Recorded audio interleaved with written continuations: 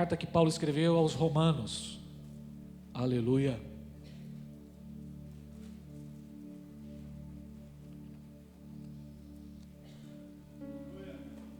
Aos Romanos, capítulo 1.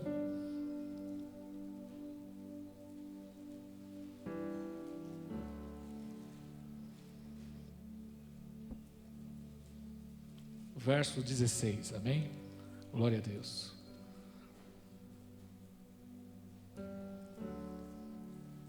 A palavra de hoje é uma palavra muito simples, porém essencial. Eu creio que Deus vai falar conosco. O tema é o plano da salvação. Declare aí para 3 pessoas: o plano da salvação. Glória a Deus.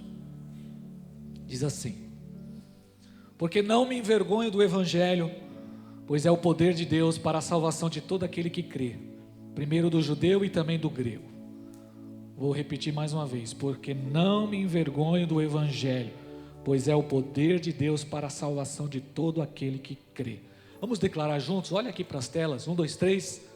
Porque não me envergonho do evangelho de Cristo, pois é o poder de Deus para a salvação de todo aquele que crê. Amém, em nome de Jesus. Só até aqui. Eu quero orar por você. Vocês já oraram por mim, pela palavra. Eu quero orar pela sua vida, em nome de Jesus. Coloque a mão mais uma vez no seu coração. Deus, neste momento, diante da sua presença, eu me coloco e eu oro pela sua igreja. Todos os que estão aqui, todos, homem, mulher, criança, Senhor, jovem, todos possam ser abençoados, edificados pela sua poderosa palavra, Senhor. Nesta noite eu oro e eu peço, no nome de Jesus Cristo, que essa palavra venha, ó Deus, nos transformar, venha, Senhor, nos exortar, venha nos consolar, venha nos levantar na autoridade, em nome de Jesus. Amém. Irmãos, a carta que Paulo escreveu aos Romanos, essa carta é como uma estrada. Alguém já pegou uma estrada aqui e precisa fazer algumas paradas? Quem viaja com um carro, com alguém que já viajou, você está seguindo numa estrada e é necessário você fazer algumas paradas. Hoje eu quero falar sobre o plano da salvação, o projeto da salvação, e trabalhar aqui na carta de Paulo, e vamos de forma bem didática trabalhar e fazer 4 paradas na nossa caminhada para que possamos compreender o plano da salvação. Existem 4 versículos chaves na carta aos Romanos que vai mostrar como funciona a salvação, como Deus estabeleceu esse plano poderoso de salvação. Amém? Então vamos fazer a primeira parada. Eu queria que você fosse agora lá no Evangelho, na própria carta de Romanos, no capítulo 3, o versículo 23. Aqui está a nossa primeira parada, no nome de Jesus. O Evangelho de Deus. Paulo é claro em dizer aqui que esse evangelho é o evangelho de Cristo. É o evangelho de Cristo que é poder de Deus para transformar. Não é o evangelho de Buda, não é o evangelho de Allan Kardec, não é o evangelho de Maomé, nem tampouco um evangelho de homem que transforma, mas o evangelho que transforma, que é o poder de Deus, é o evangelho de Cristo. Aleluia! É esse evangelho, o único evangelho que pode nos salvar, o único evangelho que salva o homem é o evangelho de Deus. E aqui na primeira parada, no capítulo 3, verso 23, diz assim: porque todos pecaram e foram destituídos, separados da glória de Deus. A primeira verdade que eu e você precisamos entender, para que você possa ter a compreensão do que é a salvação, o que significa a salvação, está aqui nessa primeira verdade das Escrituras. Nós não podemos perder isso de vista. Todos pecaram, não há um justo sequer. A Bíblia diz que todos pecaram e foram separados da glória de Deus. Se você deseja ser salvo, se você já é salvo, você e eu precisamos ter a convicção que somos pecadores. Sem a convicção que somos pecadores, não tem como sermos salvos. Eu e você precisamos entender que a nossa natureza é pecaminosa, que os nossos instintos são pecaminosos, que a nossa forma de olhar é pecaminosa, que os nossos desejos são maus, os nossos pensamentos são contaminados, nosso olhar é contaminado. Nós somos pecadores por essência, nós nascemos em pecado. Não há um justo sequer. Diz as Escrituras que todos, absolutamente todos pecaram. Para que possamos viver a salvação, para que possamos entender a salvação, há uma grande necessidade de reconhecermos que somos pecadores. Não tem como sermos salvos se não há convicção de pecado. E nesses dias eu tenho visto muito isso. Não se fala mais de pecado, não se fala mais sobre sermos pecadores, não há mais mensagem denunciando o pecado. A palavra diz em Romanos 3,19, sabemos que tudo o que a lei diz, o que a lei diz, que todos os que estão debaixo dela, para toda boca que se cala, e todo mundo esteja sob o juízo de Deus. A lei de Deus, as Escrituras, revela que nós somos pecadores, que somos errados, que erramos o alvo. E se não houver, irmão, uma convicção na sua vida que você é um pecador, não tem como você viver a salvação, não tem como você ser salvo, ser alcançado por essa salvação tão grande. Então a primeira lição que eu quero que você entenda nessa noite, se eu e você não entendermos que somos pecadores e que carecemos da glória de Deus, não tem como vivermos a salvação. 1 João capítulo 1 verso 8 diz: se afirmarmos que estamos sem pecado, enganamos a nós mesmos, e a verdade de Deus não está em nós. Então ninguém, irmãos, ninguém pode dizer que não é pecador. Se nós afirmamos isso, nós somos mentirosos, é o que a palavra de Deus diz. Olha só, o apóstolo Paulo, o homem que foi alcançado por Deus, um homem que foi um bandeirante da fé, um homem que ministrou, que pregou a palavra no primeiro século, estabeleceu o reino de Deus. Olha o que ele diz em 1 Timóteo 1,15, nos seus últimos dias de vida. A carta de Timóteo são as últimas palavras de Paulo. Ele diz assim: esta afirmação é fiel e digna de toda aceitação. Jesus Cristo veio ao mundo para salvar os pecadores, dos quais eu sou o pior. Veja bem, irmão, se o próprio apóstolo Paulo, homem de Deus, que revolucionou o seu tempo, que foi um bandeirante da fé, que estabeleceu igrejas, um homem de Deus, no final da sua vida ele diz que ele é um dos piores pecadores.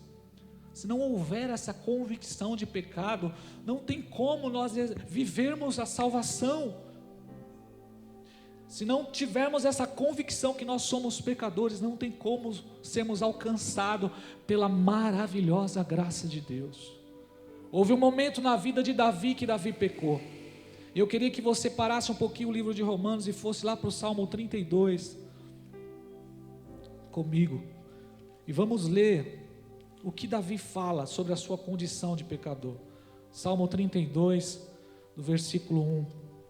Veja bem esse texto. No nome de Jesus. Bem-aventurado, mais do que feliz. A palavra aqui é mais do que feliz. Feliz de verdade é aquele cujas transgressões é perdoado. É aquele cujo pecado é coberto, não encoberto, mas coberto. Bem-aventurado o homem a quem o Senhor não atribui culpa, em quem não há engano. Olha o que ele fala no verso 3: enquanto eu me calei, os meus ossos se consumiam de tanto gemer o dia todo, porque a tua mão pesava sobre mim de dia e de noite, o meu vigor se esgotou como no calor da terra seca. Aí o verso 5 ele diz: confessei o meu pecado e não encobri a minha culpa, e disse eu: confessarei as minhas transgressões ao Senhor, e tu perdoaste a culpa do meu pecado. Aleluia, glória a Deus. Este homem, rei de Israel, um homem talentoso, cheio de dom, que conquistou, que venceu o gigante, que estabeleceu Jerusalém. Houve um momento na sua vida que ele pecou, houve um momento na sua vida que ele deu brecha, houve um momento na sua vida que ele se deixou levar pela cobiça dos olhos, e ele pecou. E a palavra de Deus diz que Natã se levantou, um profeta se levantou para denunciar o pecado de Davi. E a minha oração nesses dias é que Deus levante profetas como Natã para denunciar o pecado, para que haja arrependimento. Olha o que diz o Salmo 51, vamos ver a condição de Davi quando ele recebeu a exortação. Salmo 51, quando ele recebeu a exortação de Natã, quando Natã denunciou para Davi: olha Davi, você pecou. Olha como Davi se comportou diante de Deus no Salmo 51. Ó Deus, compadece-te de mim, segundo o teu amor, apaga as minhas transgressões por tuas grandes misericórdias, lava-me completamente da minha iniquidade e purifica-me do meu pecado, pois reconheço as minhas transgressões e meu pecado que está diante de mim. O verso 4 ele diz: pequei contra ti, somente contra ti, fiz o que é mal diante dos teus olhos, por isso a tua sentença é justa e o teu julgamento é puro. Eu nasci em iniquidade e em pecado minha mãe me concedeu. Tu desejas a verdade e esteja no íntimo do meu coração, me ensinas a sabedoria. Purifica-me como hisopo e ficarei limpo, lava-me e ficarei mais branco do que a neve, faça-me júbilo e alegria, para que se regozije os ossos que esmagaste. Esconde o teu rosto dos meus pecados e apaga todas as minhas iniquidades. E o verso 10 ele diz uma canção poderosa e verdadeira de um coração arrependido. Ele diz: ó Deus, cria em mim um coração puro e renova-me com um espírito inabalável. Não me expulse da tua presença de mim, nem retires o teu Santo Espírito. Não lance fora da tua presença.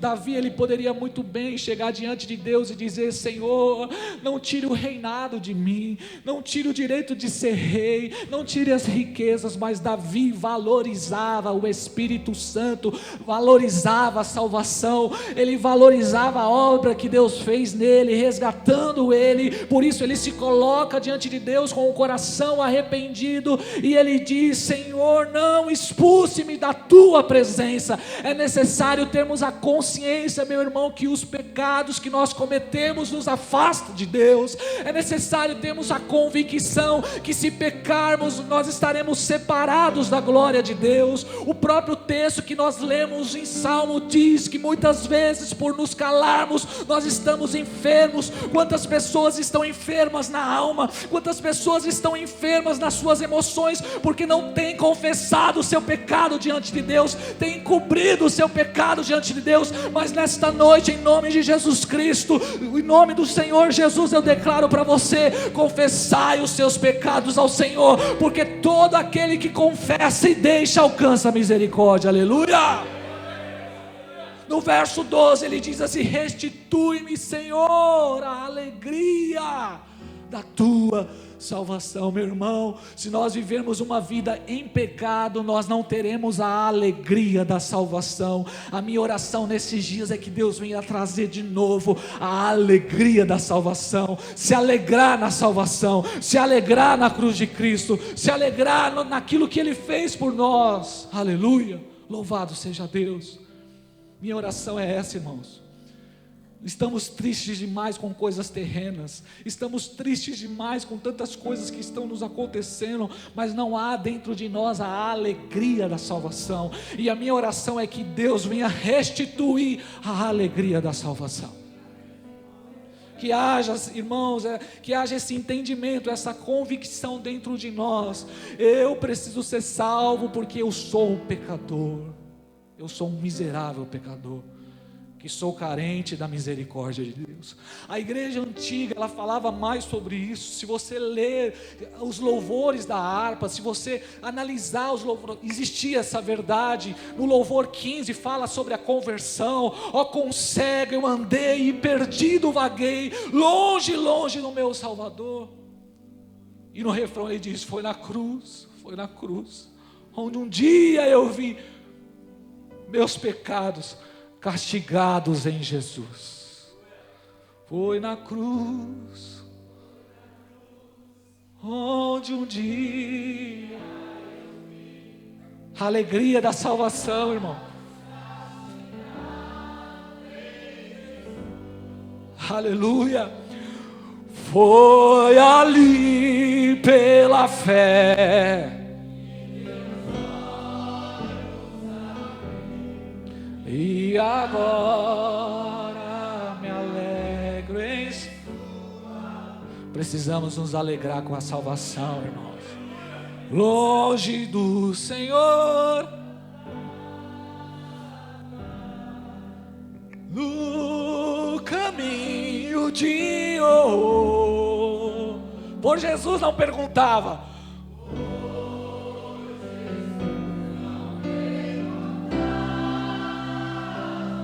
nem queria o seu amor,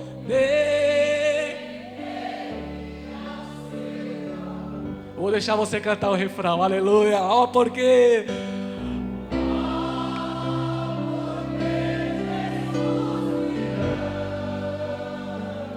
eu não posso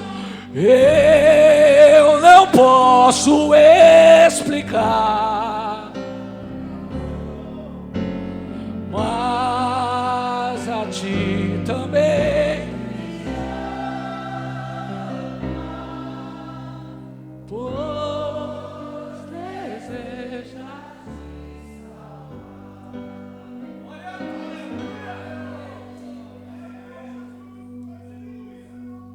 Eu era um cego, pecador, miserável, estava longe da glória de Deus.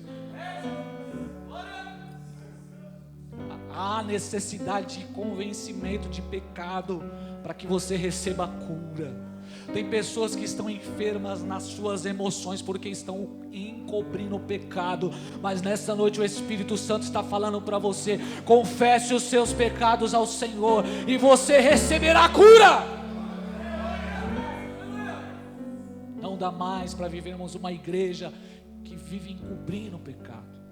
Há necessidade, irmãos, de confessar todos os dias os nossos pecados. Chegar diante de Deus e colocar diante dele as nossas mazelas, os nossos pensamentos maus, e pedir perdão, porque ele está pronto a nos perdoar. Aleluia. Só existe salvação se você e eu formos pobres de espírito. Bem-aventurados os pobres de espírito, os miseráveis, aqueles que reconhecem que é miserável, pecador. Só pode ser salvo se você reconhecer que você é um pecador. Essa é a primeira verdade do livro que Paulo escreveu aos Romanos. Essa é a primeira verdade do Evangelho: todos nós somos pecadores. Segunda verdade, Romanos 6:23. Aleluia.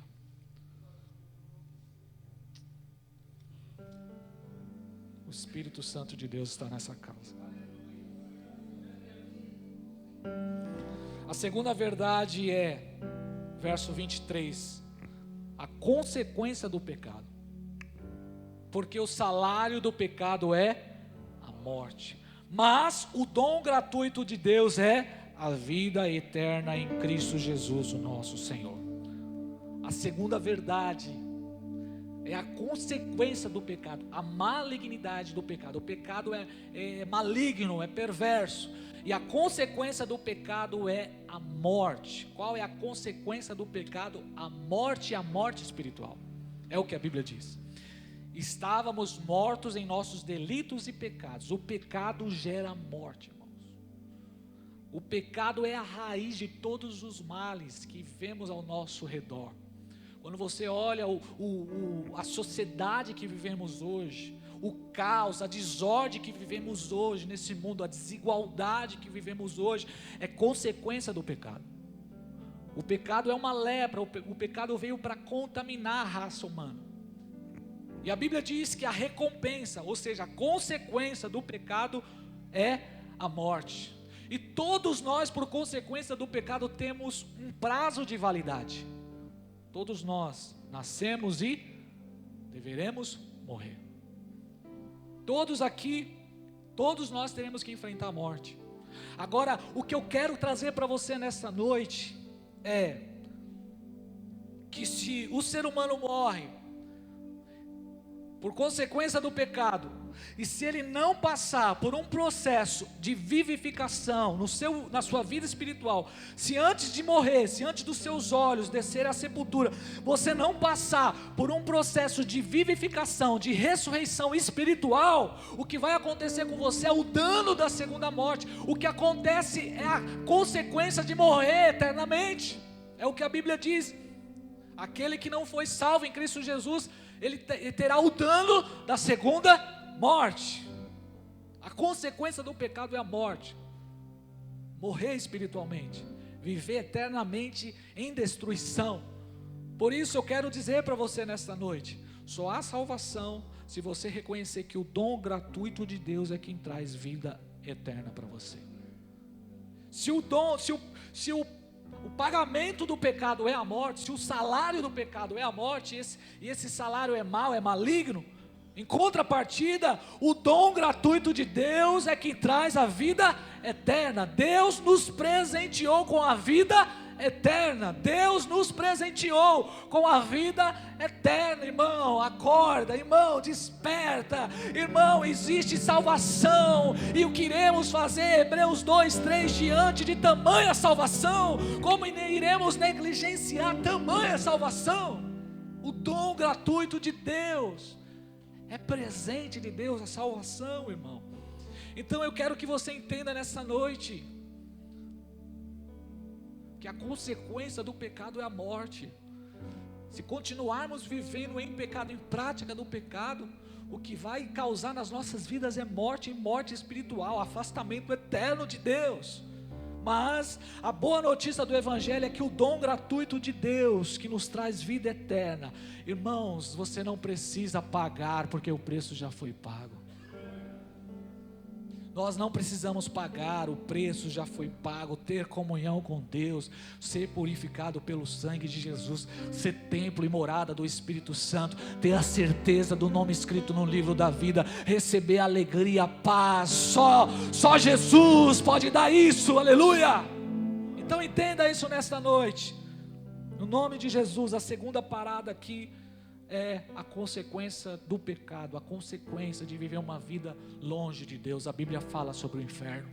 O inferno é real, é uma doutrina bíblica, e só existe uma maneira de ser salvo do inferno, é se arrependendo. Então receba essa palavra nessa noite, irmão, no nome de Jesus. A terceira parada está em Romanos 5:8. Terceira verdade, Romanos 5:8.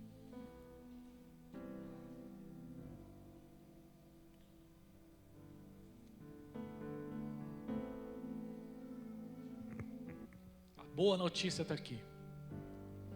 Eu falei sobre o pecado, sobre a consequência do pecado, mas a boa notícia do Evangelho é essa: que Deus demonstra o seu amor para conosco, tendo Cristo morrido por nós, sendo nós ainda pecadores. Aleluia, irmãos. Essa é a terceira verdade sublime sobre a salvação. Deus nos amou enquanto nós ainda éramos pecadores. Deus provou o seu amor. As grandes boas novas do Evangelho é o amor de Deus para conosco, um amor imerecido, aleluia. Nós não merecemos o amor de Deus. Essas são as boas notícias do Evangelho.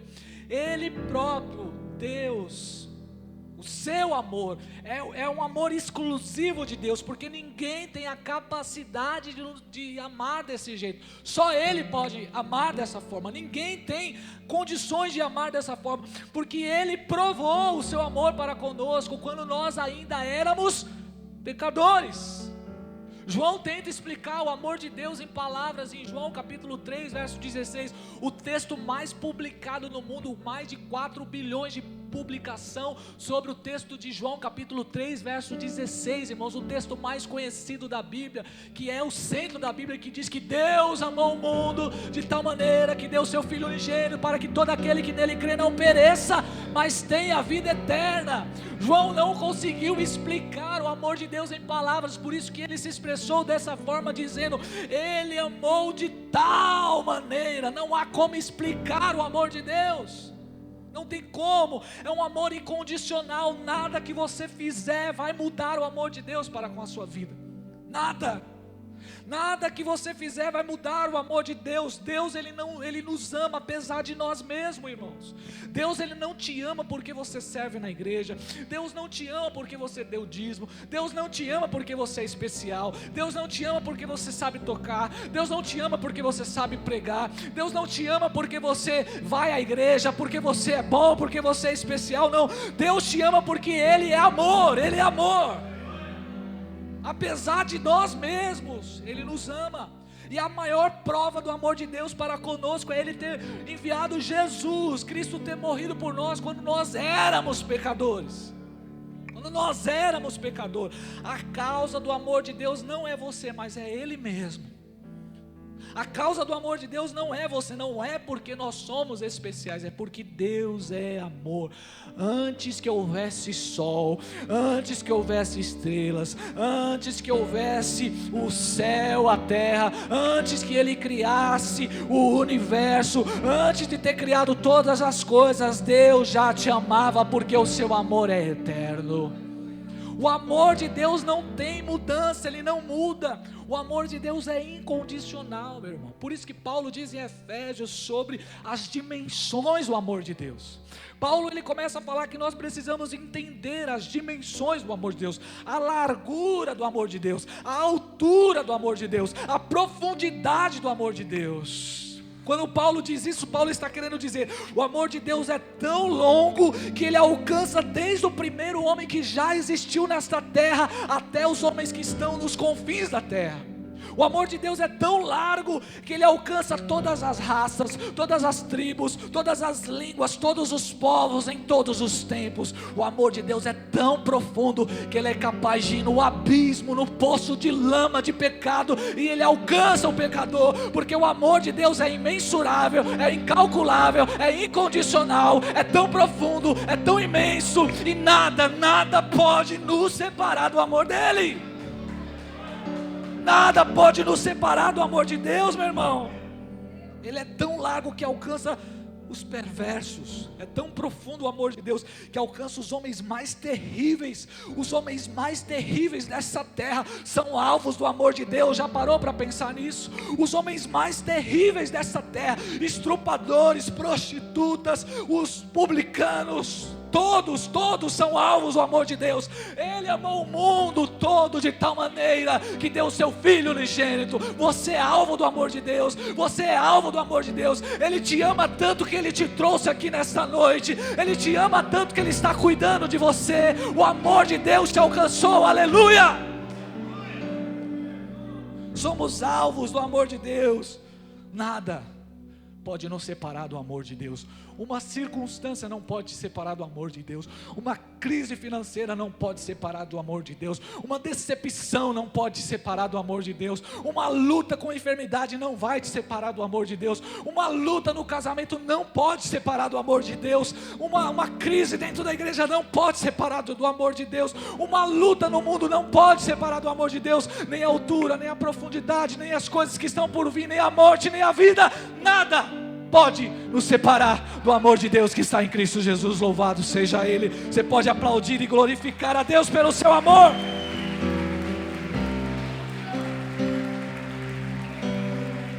Mas a prova desse amor é ter Cristo morrido por nós, sendo nós ainda pecadores. 2 Coríntios 5:21, Deus tornou pecado por nós aquele que não tinha pecado, para que nele nos tornássemos justiça de Deus. Aqui está a essência do Evangelho, irmão. Aqui está a essência do Evangelho. Só há perdão de pecados se houver derramamento de sangue. Então Jesus Cristo, sendo perfeito, sendo justo, sendo santo, Ele se fez pecado por nós. Não que Ele se tornou um pecador. Veja bem, Jesus nunca pecou. Jesus é santo, Ele é santo, santo, Ele é perfeito. Mas Ele se fez pecado quando lá na cruz do Calvário, como diz Isaías profetizando 700 anos antes, que Ele levou sobre si o castigo que nos traz a paz, estava sobre Ele, e pelas suas pisaduras nós fomos sarados. Aleluia. O castigo que trouxe paz, comunhão com Deus, o castigo que nos trouxe comunhão, o preço que nos trouxe essa comunhão, essa alegria que estamos sentindo aqui nessa noite, essa liberdade que temos, esse preço foi lá na cruz do Calvário. Lá na cruz, a cruz que Jesus carregou, a ira justa de Deus foi lançada sobre Ele. Deus, sendo um Deus justo, Ele precisava punir o homem por ter pecado. E o que Ele fez? Ele puniu o seu filho. Ele matou o seu filho para não nos matar. Ele esmagou o seu filho na cruz para não esmagar as nossas vidas. Foi isso que Ele fez. E diz a palavra que Deus viu o fruto do seu penoso trabalho. Deus olhou para Jesus na cruz e viu o fruto do seu penoso trabalho. Ele viu o seu sacrifício verdadeiro, o sacrifício completo, e Ele ficou satisfeito. A justiça de Deus só é satisfeita lá na cruz. É lá na cruz que Deus se manifesta em amor e justiça. A cruz de Jesus, irmãos, não era de Jesus, pertencia a outra pessoa. Diz a palavra, irmãos, que o governador Pilatos, no momento do julgamento, ele teve uma ideia. Ele sabia que Jesus era justo. Então, o governador, ele pensou, ele teve uma ideia por conta da Páscoa. Existia na Páscoa uma lei, que era a lei de soltar um criminoso.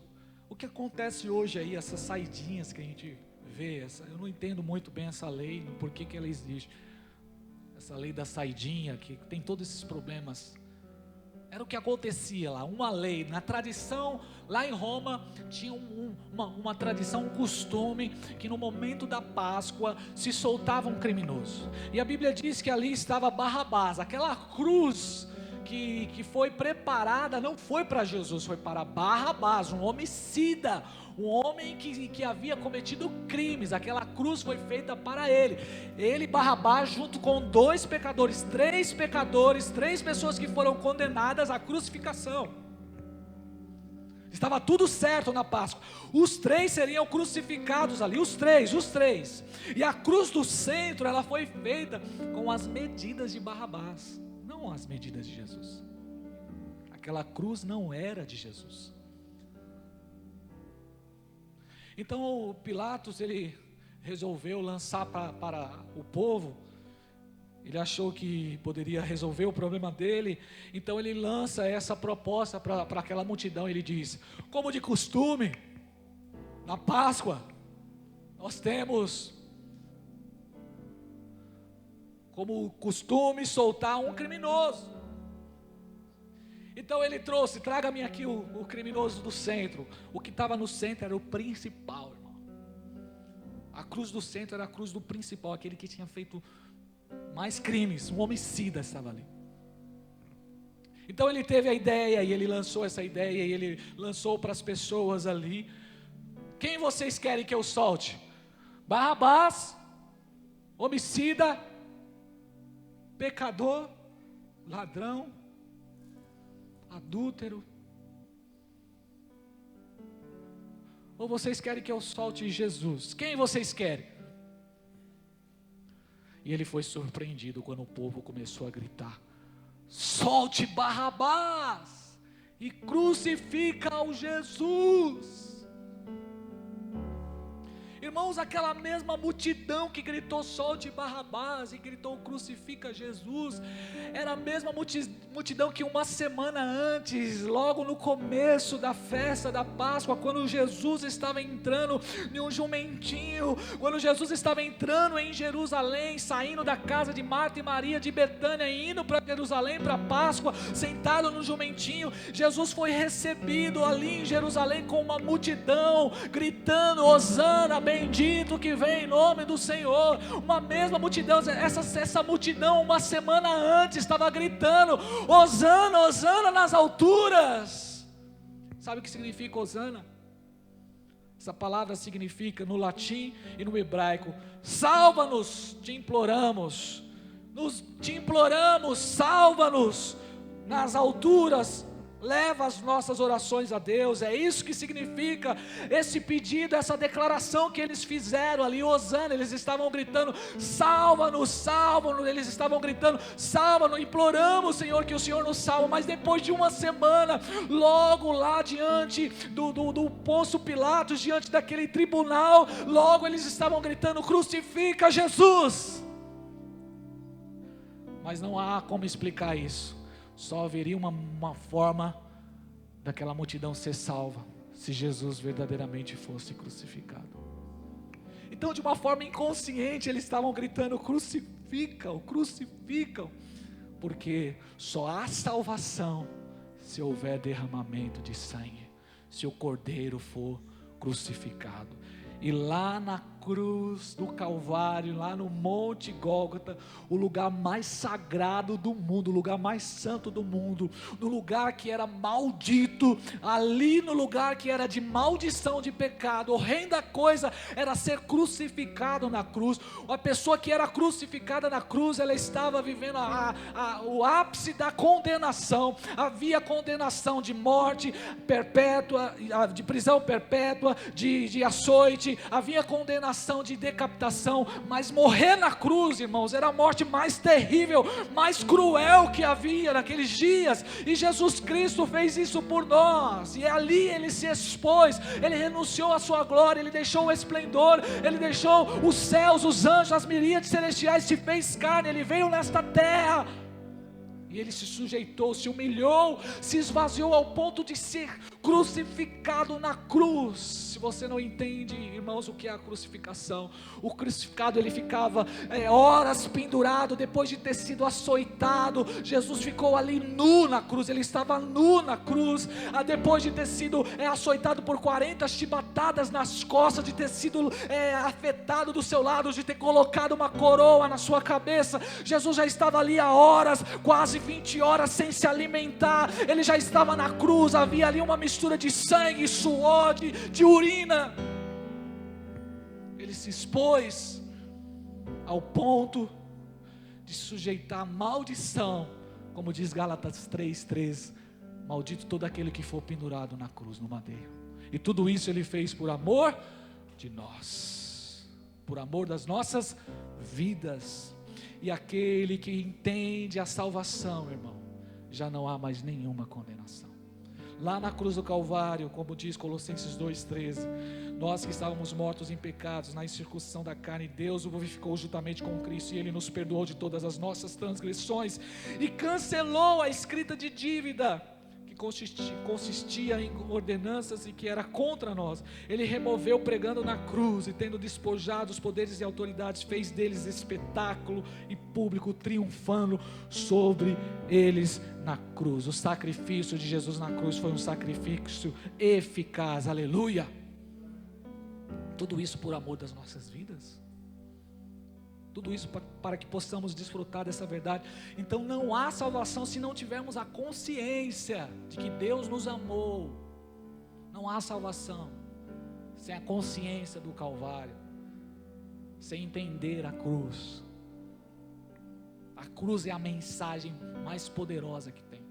Paulo fala que a mensagem da cruz é loucura para os que perecem, mas para nós que somos salvos é o poder de Deus. 1 Coríntios 15:3, Paulo ele diz, pois o que primeiramente lhe transmiti foi que que recebi do Senhor, que Cristo morreu pelos nossos pecados, segundo as Escrituras, e foi sepultado e ressuscitou ao terceiro dia, segundo as Escrituras. A morte de Jesus não foi um acidente, nem a sua ressurreição foi uma surpresa. A morte de Jesus não foi um plano B. A morte de Jesus Cristo já foi declarada lá na eternidade. Antes que o mundo se formasse, Cristo já havia sido morto lá na cruz.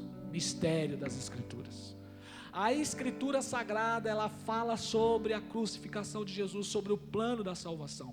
Se você lê os antigos livros, a antiga aliança, o tabernáculo, as festas, o sacrifício do cordeiro, os profetas, tudo isso é sombra, o sábado, tudo isso aponta para Jesus, tudo isso é para nos levar a Jesus Cristo.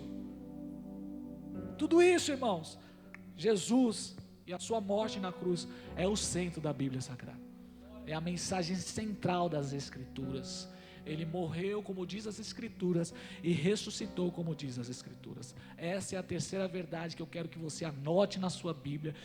Deus te amou e a prova do amor de Deus para com você foi Ele ter morrido por você quando você era um pecador. A quarta verdade para encerrar essa palavra, irmãos. Romanos 10, 9. Romanos capítulo 10, verso 9. A última parada nossa aqui. A primeira é a convicção que somos pecadores. A segunda verdade é a consequência do pecado. A terceira é o amor de Deus na cruz do Calvário. O seu amor revelado a nós. E a última, e a mais importante que eu quero que você olhe e preste atenção, porque o que está em jogo aqui é a sua vida eterna. Só há uma forma de você receber tudo isso. Só há uma forma de você ser salvo. Só existe um meio, só existe uma única saída, um único caminho para você que está aqui hoje ser salvo. Existem pessoas que estão aqui hoje que já são salvas em Cristo Jesus, mas estão sendo levadas pelas situações da vida e estão perdendo a alegria da salvação. E Deus nessa noite vai restabelecer essa alegria novamente em seu coração. Existem pessoas que já são salvas, já foram regeneradas, são moradas em templos do Espírito Santo, mas estão se esfriando, estão desanimadas por conta de todas as crises que acontecem. Mas nessa noite é uma noite de ativação, uma noite que a alegria da salvação voltará no seu coração em nome de Jesus. Existem pessoas que já estão salvas, que estão firmes, que estão servindo a Jesus, mas existem pessoas que ainda não estão salvas. E só existe uma maneira de ser salvo: se você confessar com a sua boca que Jesus é o Senhor, e crer em seu coração de que Deus o ressuscitou dentre os mortos, então você será salvo. Olhe para as Escrituras, olhe para as telas e olhe o que a Bíblia diz. Quer ser salvo, irmão? Quer receber essa salvação? Se você confessar com a tua boca e você crer de todo o seu coração, pois com o coração se crê para a justiça e com a boca se confessa para a salvação. A última parada aqui nossa nessa caminhada, nessa palavra de hoje, é a sua rendição.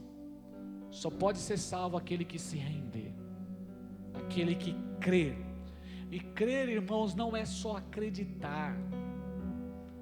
Crer é acreditar e se render. Quando falamos de crer, nós resumimos essa palavra em apenas acreditar. Crer da Bíblia, o crer que está escrito aqui, ele fala de uma ação, de agir, de se render verdadeiramente. Não basta apenas acreditar.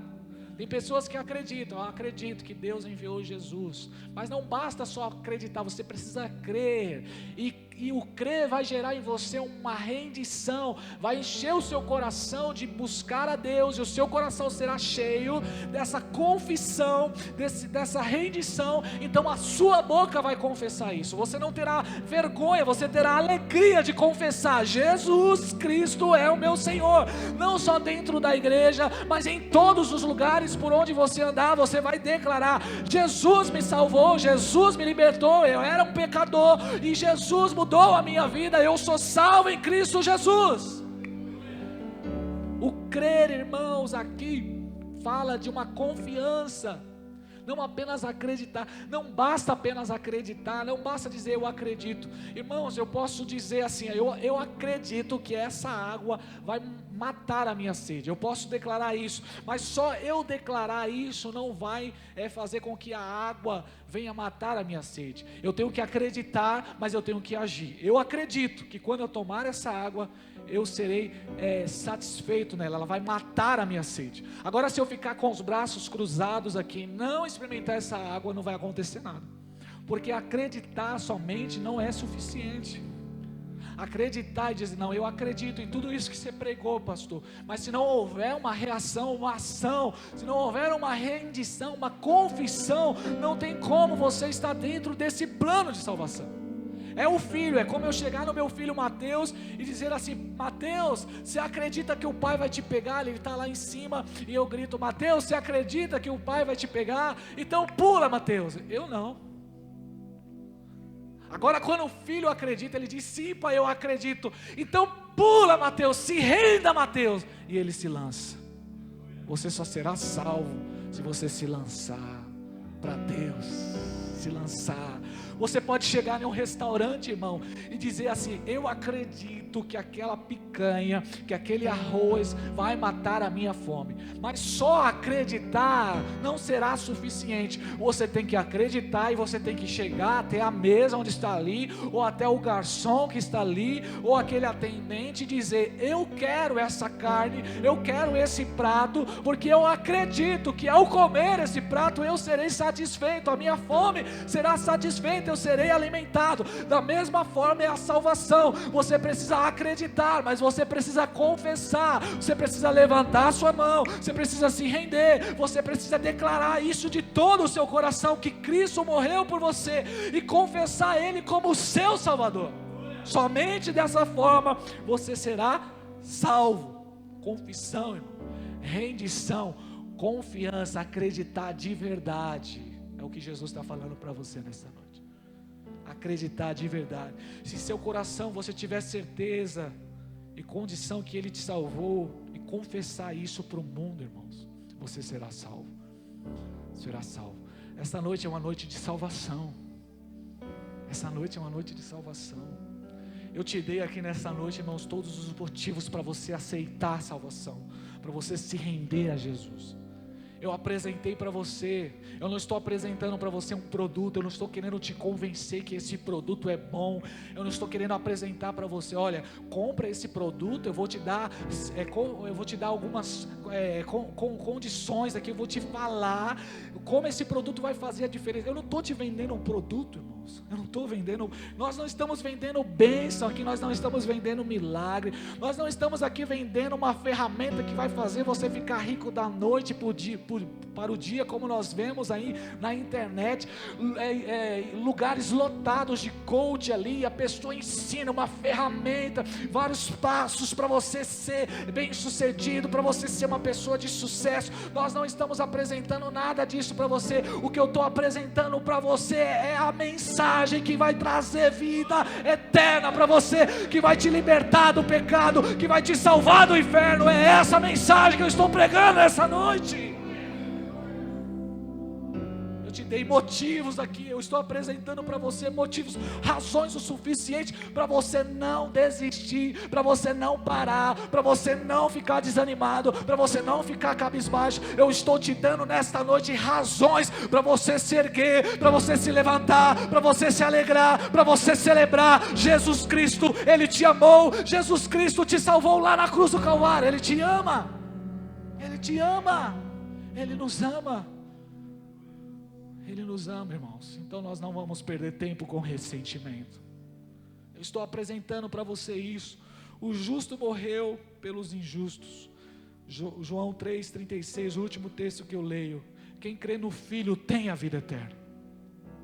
Já quem rejeita o Filho não verá a vida, mas a ira de Deus permanece sobre ele. Só existe duas formas: ou você crê todo o seu coração e recebe vida eterna, e aquele que não crê, aquele que rejeitar essa tão grande salvação, negligenciar isso, estará debaixo da ira de Deus. Não existe neutralidade, meu irmão, eu preciso alertar isso, não existe neutralidade no Evangelho, ou é salvo ou é perdido, ou é justificado ou é condenado, não existe neutralidade, não tem como, ou você vive no império das trevas, ou você vive no império da luz, você entende isso? Ou vivemos no império da luz, ou vivemos no império das trevas. Aquele que vive no império das trevas está sobre o domínio, o poder do príncipe deste mundo, Satanás, está em rebeldia, é o que a Bíblia diz. Mas aquele que foi resgatado do império das trevas e foi transportado para o reino da luz, vive vida e vida em abundância, vive em liberdade, aleluia. Quem é mais livre, irmãos? Uma pessoa que pode olhar para o cigarro, para a bebida, pode olhar para o carnaval, pode olhar para uma balada e dizer assim: eu até posso ir lá, mas eu não vou. Quem é mais livre? Ou aquela pessoa que se acha livre, mas não consegue se libertar, olha ali para uma cerveja, olha para a bebida, olha para o sexo ilícito, olha para uma balada e não consegue. Quem é mais livre? Quem é mais livre? Me diga. Aquele que olha assim e diz: não, eu não preciso disso, eu não quero isso, até posso ir porque tudo me convém, tudo é lícito, mas nem tudo me convém, mas eu não vou fazer isso porque eu tenho Jesus Cristo na minha vida, Jesus Cristo me satisfaz, a alegria dele me satisfaz. Quem é mais livre? Me diga, por favor. Quem é mais livre? Alguém que vive preso no pecado, que não consegue se libertar, até tenta, até vem para a igreja, mas não consegue. Quem é mais livre? Ou é aquele que pode dizer assim: não, Satanás, vai embora, Satanás, em nome de Jesus Cristo, eu não preciso disso. É o que o Espírito Santo quer fazer nessa noite com você. Se pois o Filho vos libertar, verdadeiramente sereis livres. Se pois o Filho vos libertar, verdadeiramente sereis livres. E conhecereis a verdade, e a verdade vos libertará. Jesus quer te libertar nesta noite, em nome de Jesus. Fica de pé nessa hora. Fica de pé nessa hora em nome de Jesus. Eu creio que essa noite é noite de salvação. Eu creio que nessa noite é noite de cura, é noite de milagre, é noite de salvação de almas, irmãos. Pessoas entraram aqui, o diabo achou que ia destruir, o diabo já havia armado uma sentença de morte para você, mas hoje os planos do diabo estão sendo frustrados na sua vida. Os planos que o diabo armou para destruir você estão sendo frustrados em nome de Jesus Cristo. O diabo mais uma vez está perdendo, mais uma vez o inferno vai ser saqueado aqui nessa noite, mais uma vez, as portas do inferno não vão prevalecer. Essa noite é noite de salvação, é por isso que o Espírito Santo está movimentando as águas, é por isso que o Espírito Santo está agindo neste lugar, porque essa noite é noite de salvação. É noite de salvação, é noite de mudança, é noite em que pessoas irão confessar Jesus Cristo como o seu Senhor. Feche os seus olhos neste momento, em nome de Jesus Cristo. Aqueles que já são salvos e que já vivem essa salvação, entrarão agora em intercessão, entrarão agora orando a Deus para que pessoas aqui venham ser salvas verdadeiramente. Estaremos aqui em oração, e algemas que estavam amarrando pessoas serão quebradas em nome de Jesus Cristo. A cegueira que estava nos olhos, os tampões que estavam nos ouvidos, hoje o Espírito Santo de Deus estará trabalhando aqui com liberdade, convencendo o homem do pecado, da justiça e do juízo. Em nenhum outro há salvação, porque debaixo do céu nenhum outro nome é dado entre os homens que importa que sejamos salvos. João 14,6: eu sou o caminho, a verdade e a vida, ninguém vem ao Pai a não ser por mim. 1 Timóteo 2,5: pois há um só mediador entre Deus e os homens, Jesus Cristo. Aleluia, Jesus Cristo. Feche os seus olhos, feche os seus olhos. Enquanto estivermos louvando, eu quero que você confesse a Ele.